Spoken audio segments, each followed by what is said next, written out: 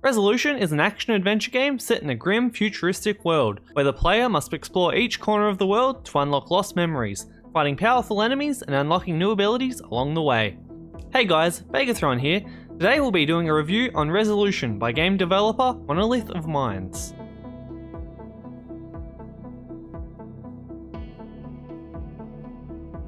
The world of Resolution has an impressive range of environments, from beautiful forests, barren deserts, ruined cities, and even an underwater ocean area.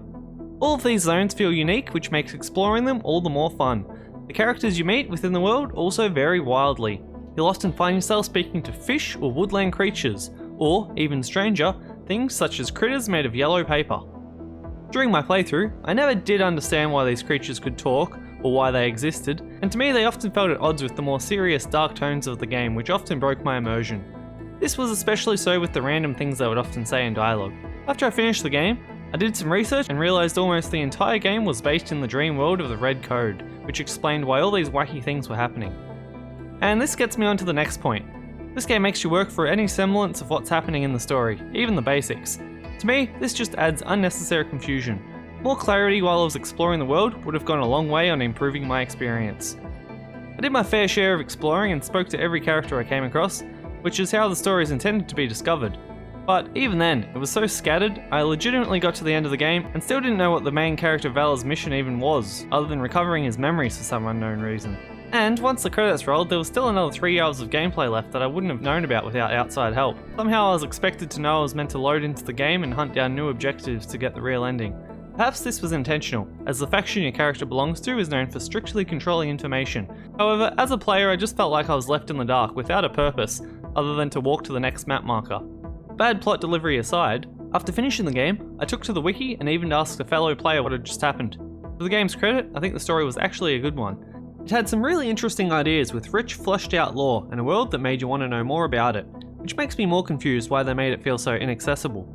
Vague stories are one thing, but even a similar game that Resolution is often compared to, Hyper Light Drifter, which has almost no dialogue at all, gave me a better sense of what was actually happening and why.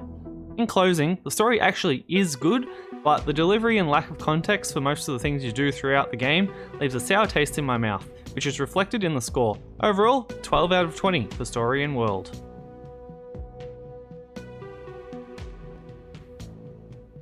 Gameplay of Resolution consists of exploring the world and combat.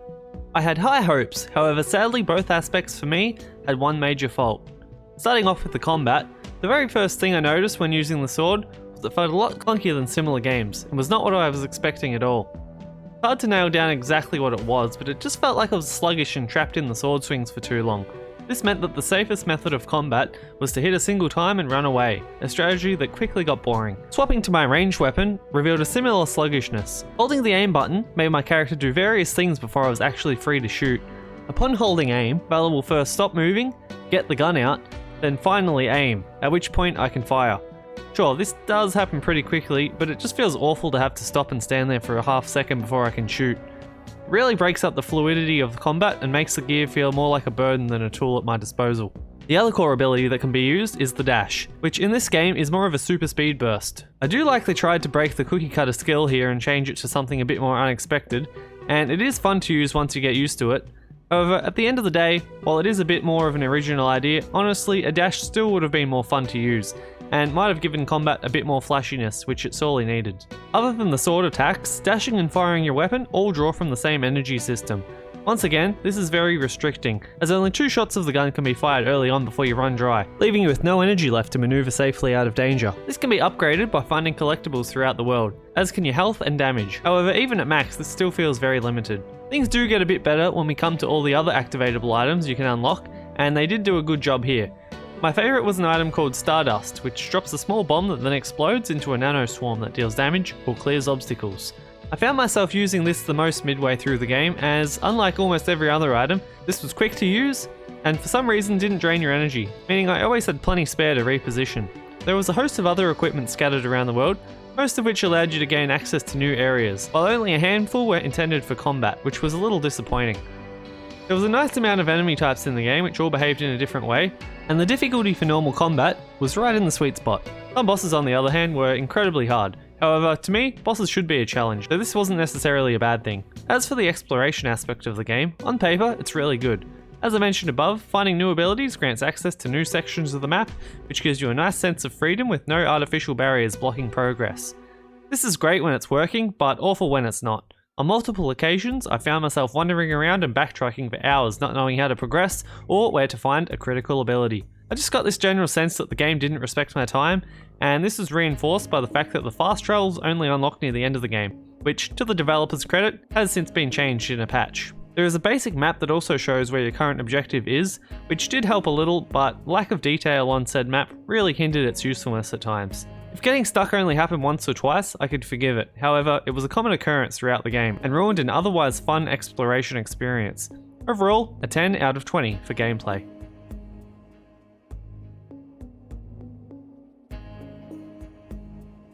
Visually, Resolution looks amazing. It features beautifully detailed environments with vibrant colour palettes that's a pleasure to look at. Now, the elephant in the room. A lot of people have criticised this game for copying the style of Hyper Light Drifter. And in fact, being a huge fan of Hyper Light Drifter and seeing the similarities is what drew me to the game in the first place. But to me, it's important to remember that simply because Hyper Light Drifter used a certain style does not mean they own it and that no one else can use it.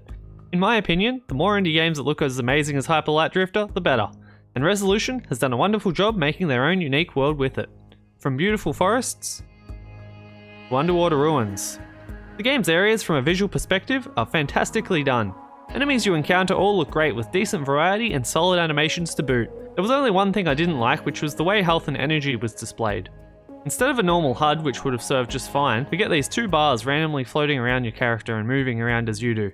There is this slight functionality problem of possibly losing track of your health bar in a fight, but honestly, my main gripe with it was it just looked bad.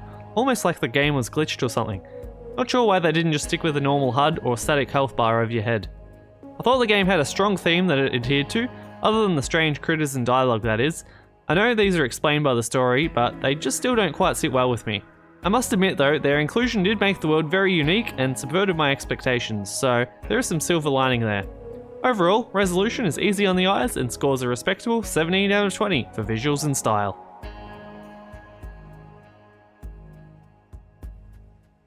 The soundtrack of Resolution is very atmospheric and does a fantastic job of setting the mood, whether you're exploring the world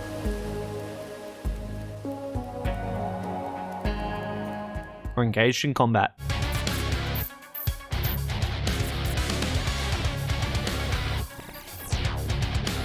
Each area has its own music that was generally pretty relaxed, but once combat starts, an extra layer would kick in and make it more intense.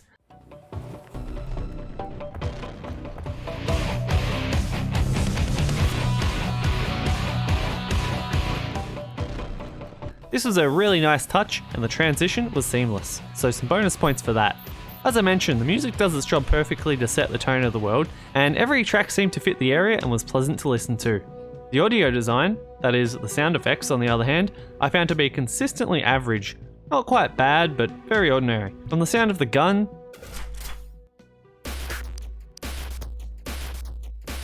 to the sword slashes,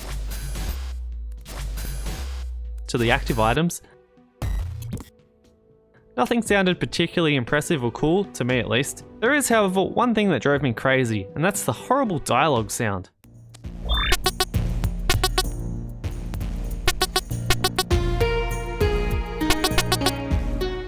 I don't know what to say. It's just a high-pitched, unpleasant sound that's a straight downgrade from just silence. Every time I hear it, and it's not an uncommon sound, I get the sense that someone's scraping their nails down a chalkboard. There are a few other high-pitched, less pleasant sounds sprinkled through the game, but these are at least rare enough to not be a problem. But anyway, overall the game's soundtrack was a great fit with some really cool transitions into combat. But the sound design itself ranged from average to just bad. Combine these two aspects and we get an overall score of 13 out of 20.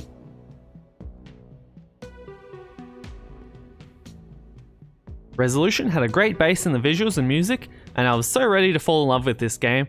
However, the gameplay just didn't do it for me. The combat wasn't satisfying, and the exploration was riddled with backtracking and frustration. The story was good, sure, but it's told better on an external wiki than it is in the actual game. Overall, this game had huge potential, but it just fell short on some really important areas. Overall, I give it an XFactor score of 11 out of 20. giving Resolution a total overall score of 64 out of 100. Definitely still worth a try if you love these kinds of games, and there is a lot more to like than there is to dislike, but tempering your expectations and hitting up a walkthrough before becoming frustrated when you get stuck will certainly improve your experience. This is Monolith of Minds' first game, and it's a great starting point. I'm just hoping the gameplay is a little more refined in the next one, which has already been announced and is a prequel to Resolution called Lila's Sky Arc. Anyway, that's all for this one. I hope you enjoyed the video. Remember to like and subscribe for more indie game content. Thanks for watching, and I'll see you in the next one.